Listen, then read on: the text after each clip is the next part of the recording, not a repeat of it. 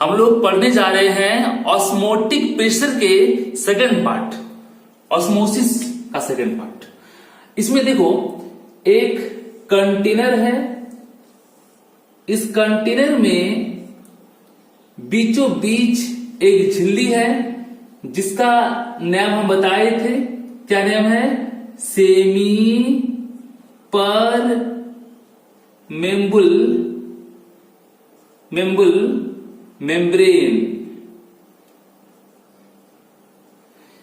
Short में बोलना SPM, semi पर मेम्ब्रेन।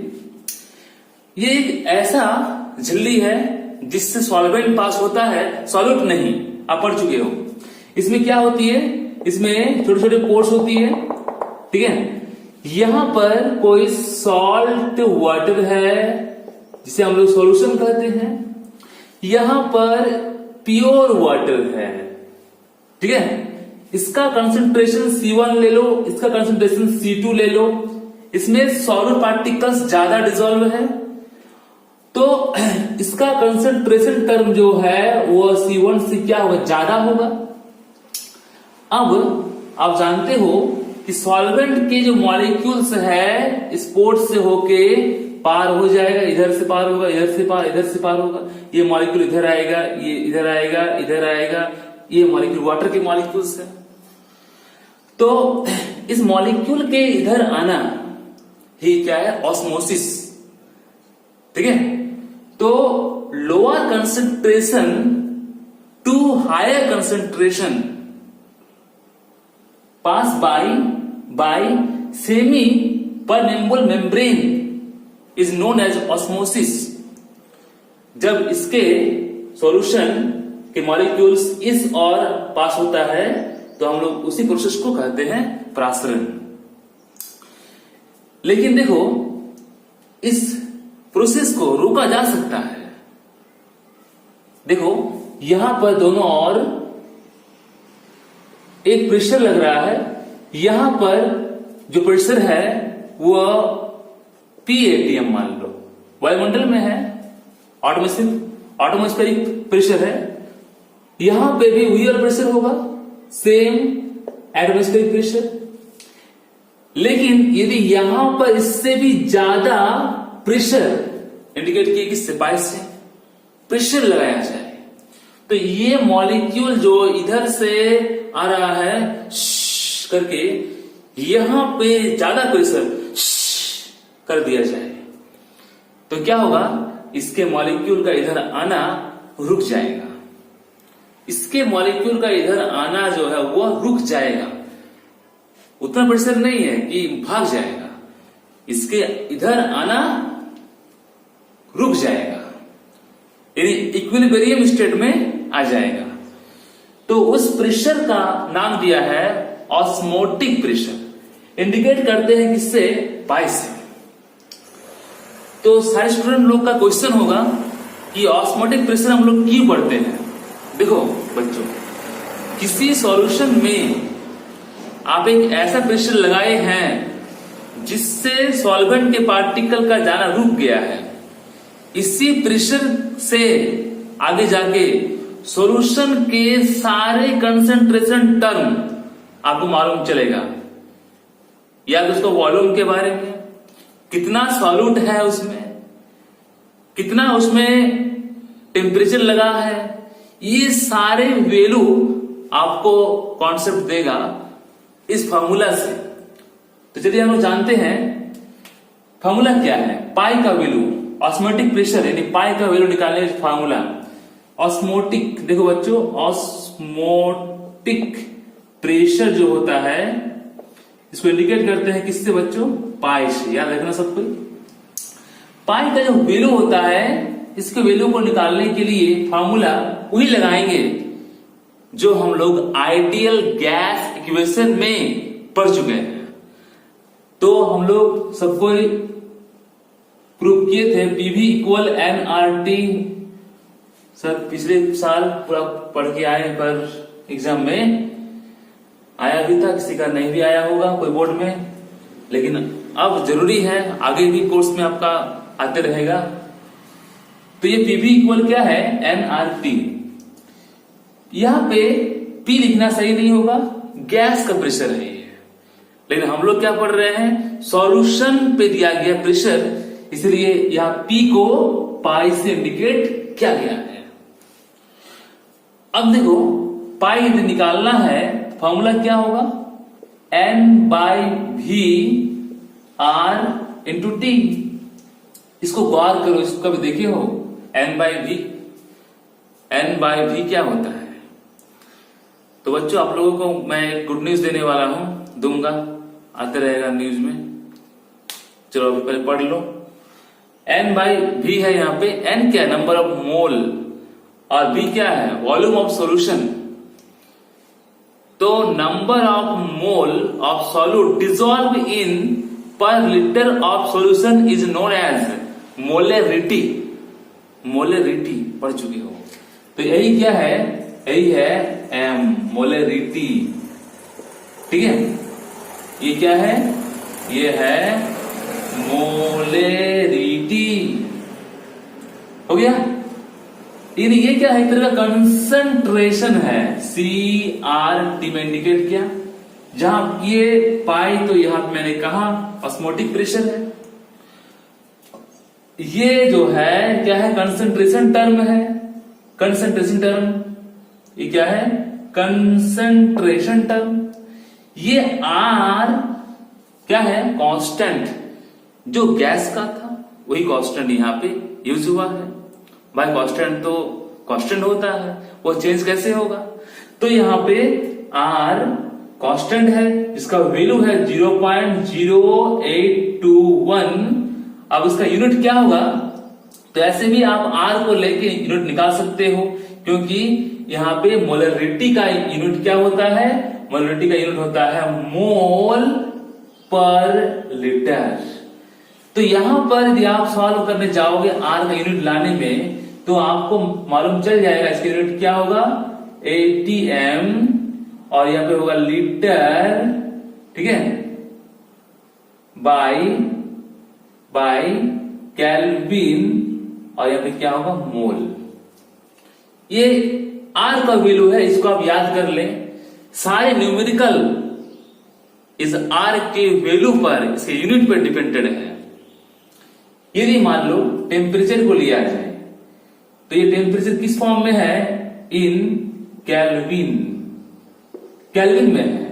यदि एग्जाम में इसका वैल्यू डिग्री सेल्सियस में दे के रखा है, तो आप 273 ऐड करके आप इसको केल्विन में लाइए, क्योंकि ये किसमें है, केल्विन में है। हो गया।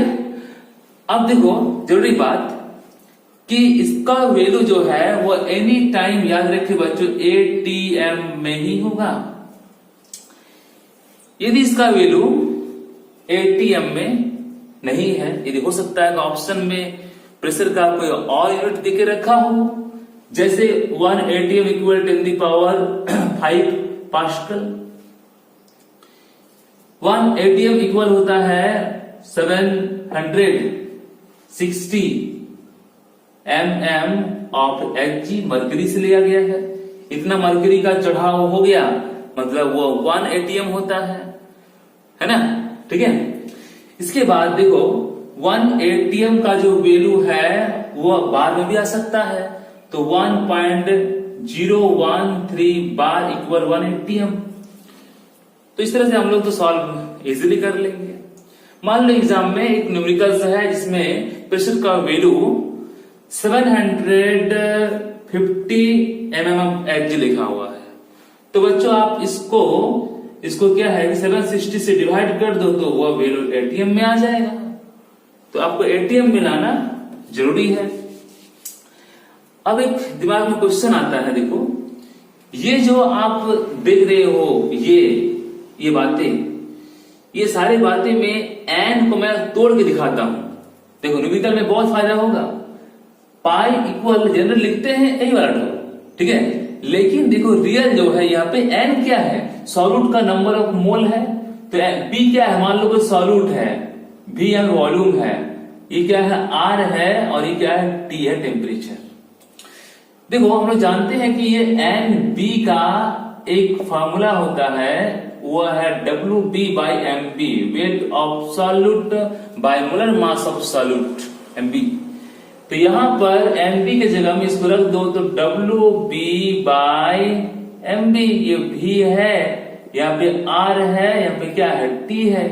मैं एक बात बोल दूं कि यह जो V का वैल्यू है एग्जाम में ml में भी आ सकता है, लेकिन आपको लाना किसमें है, लीटर में। क्यों लाना है सर, देखिए यहाँ पे R का वैल्यू लीटर में है, तो इसलिए जब वैल्यू एग्जाम में ml में दिया हुआ रहेगा तो आपको उस वैल्यू को 1000 से डिवाइड करके लीटर में लाना पड़ेगा। यदि आप न्यूमेरिकल का कॉन्सेप्ट ले रहे हो तो ये वीडियो, ये लेक्चर आपके लिए बहुत इंपॉर्टेंट। ये हो गया। अब मैं एक बात क्लियर कर दूंगा आपको, ये तो मैं गैस से लिया हूं, लेकिन ये गैस का इक्वेशन यहां सॉल्यूशन में कैसे यूज हुआ, तो देखो मैं आपको बोल दूं कि osmotic pressure pi, osmotic pressure ये जो है कंपेयर किया जाए इसका वैल्यू को, किससे कंपेयर किया जाए, तो कंसंट्रेशन से। जितना मॉलिक्यूल इसमें रहेगा, इन पाई का यूज करोगे, उतना क्या होगा, कंसंट्रेशन पे इफेक्ट होगा। तो यहां पे पाई और मोलेरिटी का रिलेशन क्या है, डायरेक्टली प्रोपोर्शनल है। हो गया, ये मैं आपको दिखाया। दूसरी बात यह है कि पाई जो है ये टेम्परेचर पर भी डिपेंडेड है। टेम्परेचर जो है यदि मान लो बढ़ जाए तो क्या होगा, वहां पे प्रेशर का भी इफेक्ट आ सकता है। टेम्परेचर और प्रेशर, जैसे आपको सिलेंडर में क्या करते हो, प्रेशर लगाते हो, प्रेशर लगाते हो तो वहां पे हीट प्रोड्यूस हो सकता है। तो यहां पर T और इसका जो वैल्यू, इसकी भी क्या है, समानुपाती है, टेम्परेचर इन केल्विन, ठीक है, और ये क्या है, मोलरिटी, और ये एटीएम में। यहां पर दोनों को आप यदि लोगे, इक्वेशन मान लो ये 1 है और ये क्या है, 2 है, इक्वेशन 1 और 2 को कंबाइनिंग करोगे, ठीक है, तो क्या होगा, क्या मिलेगा, देखो फ्रॉम इक्वेशन 1 एंड 2, 1 और 2 को जब मिलाओगे तो पाई दोनों में है ऑस्मोटिक प्रेशर, यहाँ पे क्या है, M है और एक क्या है, T है। इन दोनों को इक्वल करोगे तो यहाँ पे कांस्टेंट आ गया MRT। यही MRT आपको कहां मिलेगा, आप ऊपर चेक कीजिए, MRT है ना। तो इस तरह से कान ऐसा पकड़ो या कान को ऐसा पकड़ो, बात बराबर है, ठीक है, इक्वेशन एक ही होगा। अब यहाँ पे जो सारे बातें हैं आपके पास क्लियर है, चाहे वो V हो, चाहे वो R हो, चाहे वो T हो, यानी क्या बोला मैं, number of mole, number of मोल निकालने का फॉर्मूला पिछले वीडियो देख सकते हो, वेट बाय मोलर मास, और वो डिपेंड किस पर है, number of mole of solute, क्योंकि आप जानते हो कि मोलरिटी जो है वो निकालने का फॉर्मूला क्या होता है, number of mole of solute by volume of solution in litre, in litre नीचे में है, ठीक है। इस तरह से हम लोग पाई का जो वैल्यू है वो इस इक्वेशन से निकाल सकते हैं। बहुत ही अच्छा इक्वेशन ये है।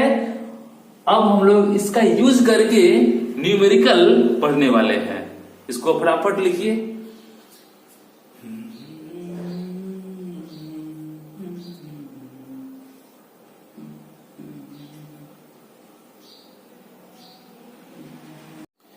न्यूमेरिकल ऐसा दिया हुआ है तो इसमें खोजो मत कि पाई का वैल्यू क्या होगा, क्वेश्चन में पाई का वैल्यू दिया गया है तो क्या नहीं है सर, देखिए ये है सॉल्यूट पार्टिकल्स का वेट 5 ग्राम, सॉल्यूशन का वैल्यू है 1 लीटर, ऑस्मोटिक प्रेशर का वैल्यू इतना पास्कल, टेम्परेचर का वैल्यू दिया गया है। अब जो बात है टेम्परेचर की, ये तो बच्चों आर यूनिट केल्विन में है, तो यहाँ पे टेम्परेचर को जरा चेंज करना है।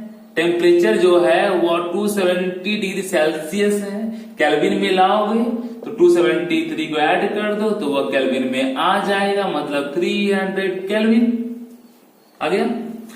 अब इसके बाद देखो R का वैल्यू दिया है, MB आपको निकालने के लिए कहा गया।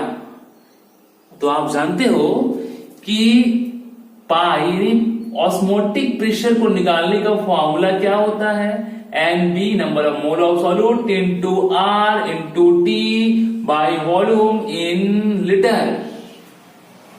ओके, अब देखो यहाँ पे NB निकालना है, तो हम लोग सर जानते हैं कि NB निकालने का फॉर्मूला क्या होता है। NB निकालने का फॉर्मूला होता है WB बाय MB। NB का यूज यहाँ पे करो, WB बाय MB ये वॉल्यूम है लीटर में, और ये R यहाँ पे T, लेकिन पाई तो निकालने के लिए कहा नहीं गया, पाई तो दिया है, पाई का वैल्यू दिया है। अब देखो एक बात सामने आता है कि पाई का वैल्यू किसमें है, पास्कल में है, लेकिन यहाँ पे क्या है, एटीएम प्रेशर। तो हम लोग इसको भी थोड़ा सा चेंज कर लेते हैं। पाई का जो वैल्यू है वो यहाँ पे दिया गया है 2.5 इंटू 10⁵, ठीक है। तो होता क्या है कि 1 ATM इक्वल 10⁵ पास्कल, इसलिए इसके जगह में जो 10⁵ है ये हटा के हम इसको यूज कर सकते हैं, दोनों इक्वल। तो यहाँ पे ATM 1 तो क्या लिखेंगे, 1 तो है, पाई का वैल्यू 2.5 ATM।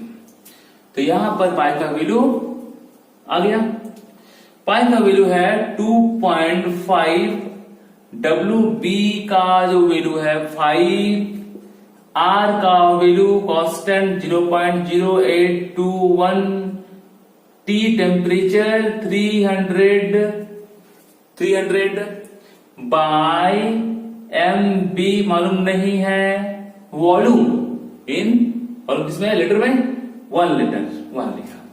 अब यहाँ पे इसको निकालना है तो इसको यहाँ पे क्रॉस करो, और 5 इंटू 0.00821 इंटू 300 बाय 1 इंटू 2.5। अब इसको सॉल्व कर लोगे। अब जब इसको सॉल्व कर लोगे तो सॉल्यूट का मोलर मास कितना आएगा, तो 49.26 ग्राम पर मोल। ये सॉल्व करोगे तो यूनिट भी आ जाएगा। तो सॉल्यूट का मोलर मास का आंसर ये होगा। बच्चे लॉजिक कुछ भी रहे, आपको यदि सारे पॉइंट पता है कि कौन क्या है, ऑस्मोटिक प्रेशर, सॉल्यूट का weight in gram, molar mass किसका, सॉल्यूट का, ये volume in litre, R constant 0.0821, क्या बोला, 0.0821, टी टेम्परेचर इन केल्विन। बस लॉजिक यही है, ये आपको याद रहा तो कुछ भी हो क्वेश्चन आपको कहीं से भी आए, वो जेईई मेंस का हो, नीट का हो, बोर्ड लेवल का हो, इजीली बन जाएगा। सो लिखो, नेक्स्ट क्वेश्चन में आएंगे। ऐसे दिए गए न्यूमेरिकल का क्वेश्चन पहले ध्यान से पढ़ के फोकस करो, उसके बाद सारे नंबर को जानो क्या है और नहीं है। यहां पर 5% सॉल्यूशन, मतलब ये जो दिया गया है ये नंबर, ये है वेट बाय वॉल्यूम परसेंटेज। ये वेट 5 ग्राम और वॉल्यूम क्या है 100 ml। 100 ml का सॉल्यूशन में 5 ग्राम क्या है, सॉल्यूट है।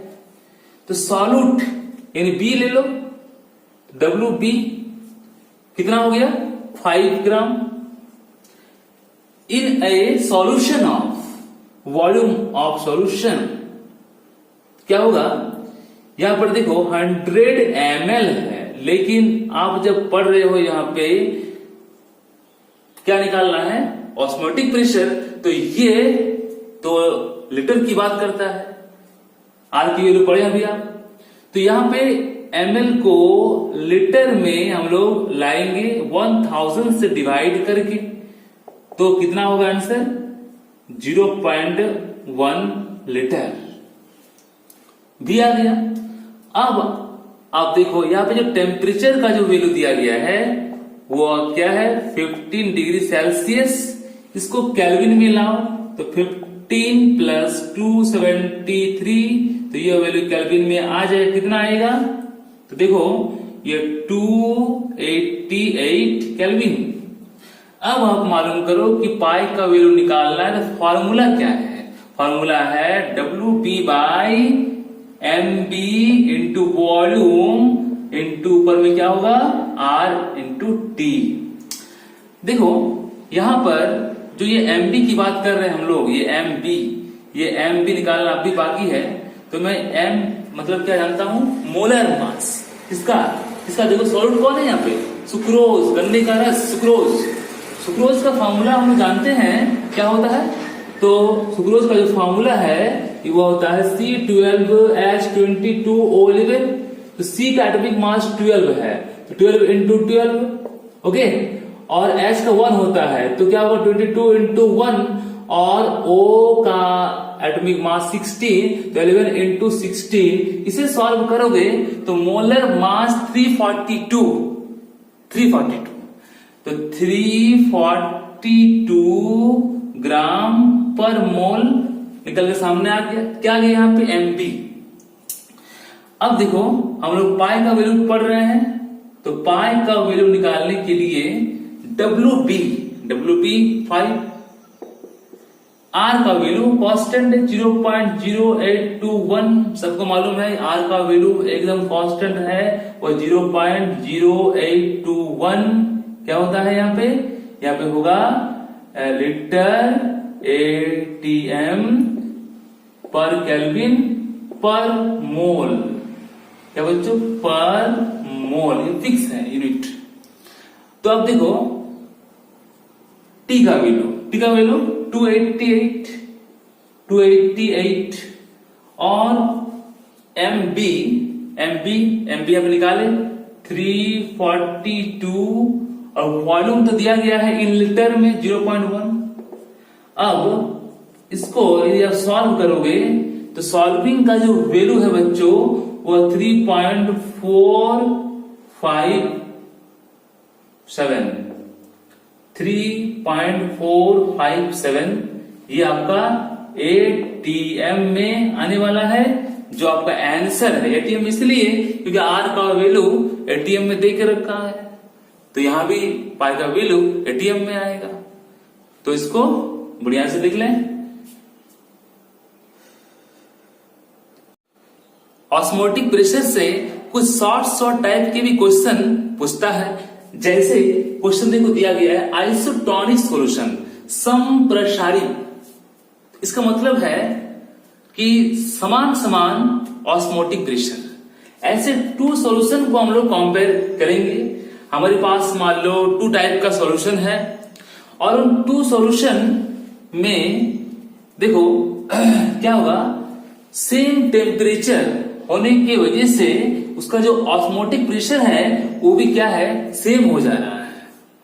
तो लिखेंगे कैसे, हम लोग शॉर्टली लिख देते हैं कि सेम ऑस्मोटिक प्रेशर, बच्चों में नहीं है, समान प्रासरण दाब। समान प्रासरण दाब कब होगा, जब सेम टेम्परेचर ताप का मान समान होगा। चलिए आते हैं हम लोग एग्जांपल में। जैसे मान लो हमारे पास 2 टाइप का सॉल्यूशन है, एक पाई 1 इंडिकेट किए हैं और दूसरा क्या है पाई 2, ऑस्मोटिक प्रेशर 1 और वो क्या है 2। अब यहां पे देखो फॉर्मूला हम लोग जानते हैं कि क्या होता है, एम के लिए बोल रहा M1 मोलरिटी, R और T क्या है 1, T क्या है टेम्परेचर। और इस सॉल्यूशन का osmotic pressure pi 2 M2 R T2। यदि मान लो दोनों सॉल्यूशन को एक ही टेम्परेचर पे हम लोग एक्सपेरिमेंट कर रहे हैं, तो यहां पे क्या होगा T1 इक्वल T2।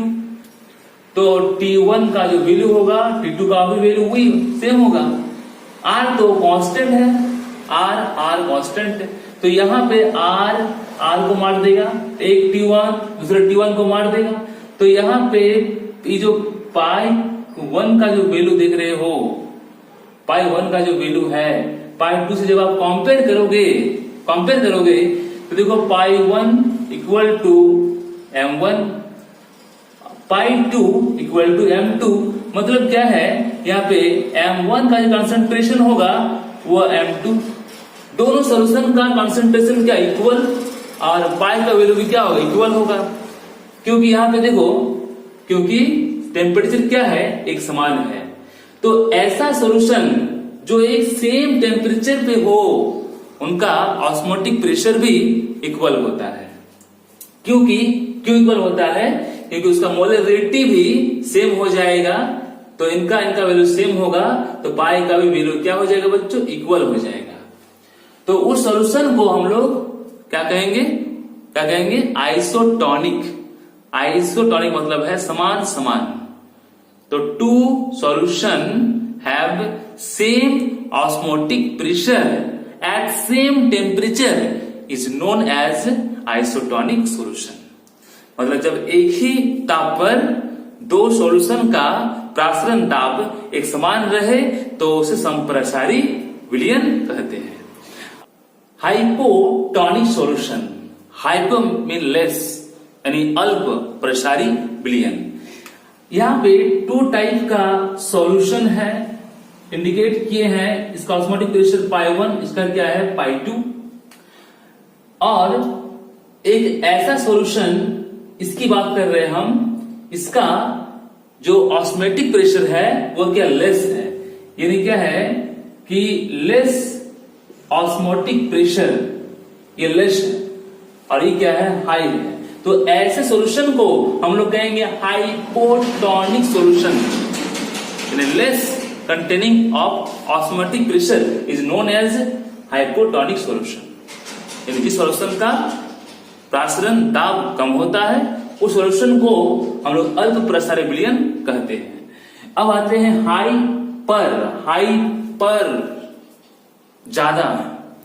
2 टाइप का सॉल्यूशन है और इन सॉल्यूशन का इंडिकेटर है ऑस्मोटिक प्रेशर पाई 1 और ये क्या है पाई 2। तो यहां पे हम लोग क्या बोलेंगे, देखो मोर ज्यादा, तो ये है मोर ऑस्मोटिक प्रेशर, किसका है ये पाई 1 को ले लो। तो एक सॉल्यूशन बनाए हैं जिसका ऑस्मोटिक प्रेशर इसके कंपेयर में ज्यादा हो गया मोर, तो इस सॉल्यूशन को हम लोग कहेंगे हाइपरटोनिक सॉल्यूशन। इसका अपोजिट है ये। मैं पहले वाले में बोला कि सॉल्यूशन का यदि आप एक ही टेम्परेचर पे पाई का वैल्यू को चेक कर रहे हो तो वहां पे मोलरिटी के इक्वल होने से उसका पाई का वैल्यू भी इक्वल होगा, क्योंकि T1 और T2 इक्वल है, तो ये दोनों यहां से जब कटेगा तो आपको मालूम है कि R का वैल्यू भी इक्वल है, क्या R क्या है कांस्टेंट है। तो जब R का वैल्यू यहाँ पे कांस्टेंट होगा तो देखो चेक कीजिए, जब ये इक्वल होगा जरूर ये इक्वल होगा, तो पाई 1 इक्वल टू पाई 2, तो उसका नाम होगा isotonic. Less osmotic pressure solution is hypotonic, more is known as hypertonic solution। तो पॉइंट है रिवर्स ऑस्मोसिस, प्रतिलोम प्राशरण यानी विपरीत प्राशरण। तो इसके लिए हम लोग एक शॉर्ट इंडिकेटर है RO, कैन देता शुद्ध पानी, RO। तो RO के बारे में हम लोग पढ़ेंगे। बेस्ट एग्जाम्पल सी वाटर, समुद्र जल को पीना बहुत ही मुश्किल है क्योंकि उसमें सॉल्ट डिजॉल्व होता है। वो सॉल्ट पिएंगे तो शरीर में कंसंट्रेशन बढ़ जाएगा, जिससे आदमी मर भी सकता है। तो यहाँ पर हम लोग सी वाटर को कैसे प्यूरिफाई करेंगे, उसके लिए एक कंटेनर है। देखो ये एक कंटेनर है जिसमें हम लोग सी वाटर को प्यूरिफाई करना चाहेंगे। बीचों बीच एक मेम्ब्रेन है यानी झिल्ली है, इस झिल्ली में आप जानते हो फोर्स होता है, ये बहुत ही कीमती झिल्ली है जिसका नाम क्या है, SPM, सेमी परमेबल मेम्ब्रेन, जिससे सॉल्वेंट पार होगा, सॉल्यूट नहीं, नमक पार नहीं होगा। अब यहां पर हम लोग एक साइड में ये जो है इस टाइप के प्योर वाटर यहां पे आएगा, कैसे है बताऊंगा मैं। यहां पर प्योर वाटर है, प्योर वाटर लिए हैं, और यहां पे सी वाटर है जिसको हमें प्यूरिफाई करनी है, ये है सी वाटर।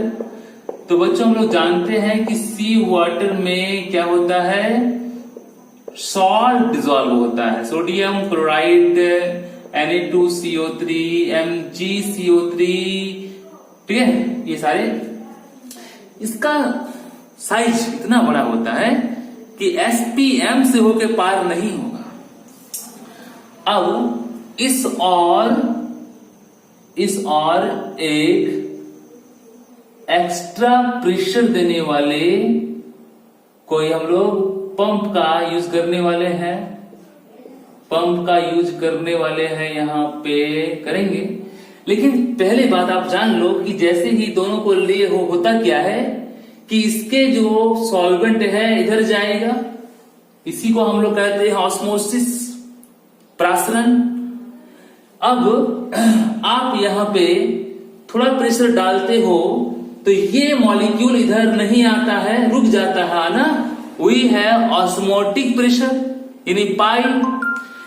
लेकिन हम लोग अभी जो पढ़ने वाले हैं वो ऐसा है कि यदि ऑस्मोटिक प्रेशर से भी ज्यादा प्रेशर एक्सर्ट किया जाए, ऑस्मोटिक प्रेशर जितना होगा उससे भी ज्यादा यदि इंटरनल प्रेशर यानी ग्रेटर प्रेशर, ज्यादा प्रेशर दिया जाए, तो ये पार्टिकल इधर जाने के वजह इसके जो सॉल्वेंट मॉलिक्यूल है प्योर वाटर के, वो इधर से इधर आने लगेगा, ज्यादा प्रेशर। तो यहां पे याद रहे जो पाई का वैल्यू है उससे भी ज्यादा प्रेशर आपको यहां देना पड़ेगा।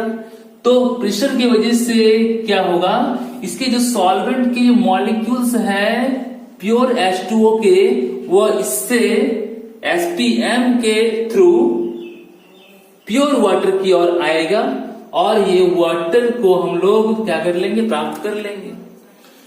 तो इस तरह से सॉल्ट जो है पार नहीं होगा, क्योंकि वो सॉल्यूट है, उस पार्टिकल का साइज बड़ा है, वो यहीं पे रह जाएगा।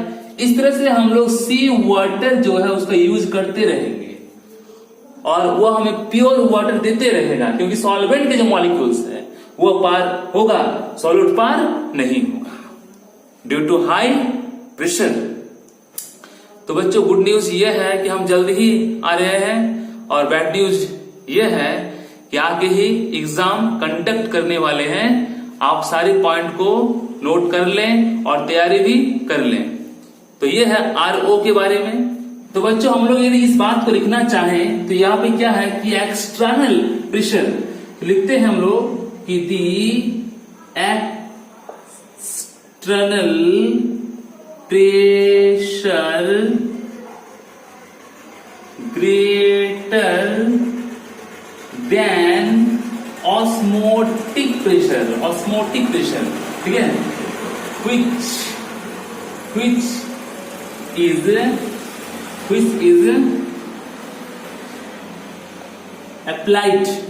which is applied on concentration solution। ये क्या है, concentration solution, on concentration solution from ये क्या है, higher concentration, इसमें सॉल्यूट पार्टिकल है, ठीक है। तो क्या होगा यहाँ पे, from higher concentration to lower concentration is called RO, reverse osmosis, ठीक है। अब यदि हिंदी में इसको लिखा जाए, हिंदी में इसी बात को रखा जाए, तो यहां पे देखो ऐसा होगा कि ये जो कंसंट्रेशन सॉल्यूशन है, यदि हिंदी में बोलोगे तो बोलना है कि सांद्रित विलयन पर आरोपित वह उच्च दाब जिसके द्वारा विलायक, ये क्या बच्चों, विलायक का प्रवाह उच्च सांद्रता, ये क्या है, इसमें सॉलिड पार्टिकल्स है, ये क्या है, उच्च सांद्रता से, ये क्या है, निम्न, सॉलिड नहीं है तो निम्न से, उच्च सांद्रता से निम्न सांद्रता की तरफ होता है, उसे प्रतिलोम यानी विपरीत प्रतिलोम प्रासरण कहते हैं। तो बच्चों इस तरह का टर्म है। तो मैं पहले भी कहा हूं कि इंपॉर्टेंट बात मेरा यह है कि गुड न्यूज के रूप में मैं जल्द ही आ रहा हूं, और बैड न्यूज यह है कि मैं आके ही एग्जाम कंडक्ट करने वाला हूं। इसलिए सारी तैयारियां अच्छा से कर लें, ठीक है। इस चैप्टर का लास्ट पॉइंट बाकी है, कॉलिगेटिव का सारे पॉइंट हो गया। अब एक लास्ट पॉइंट है वांट ऑफ फैक्टर, वो लास्ट पॉइंट होगी इस चैप्टर की, ठीक है। इसको नोट कर लें।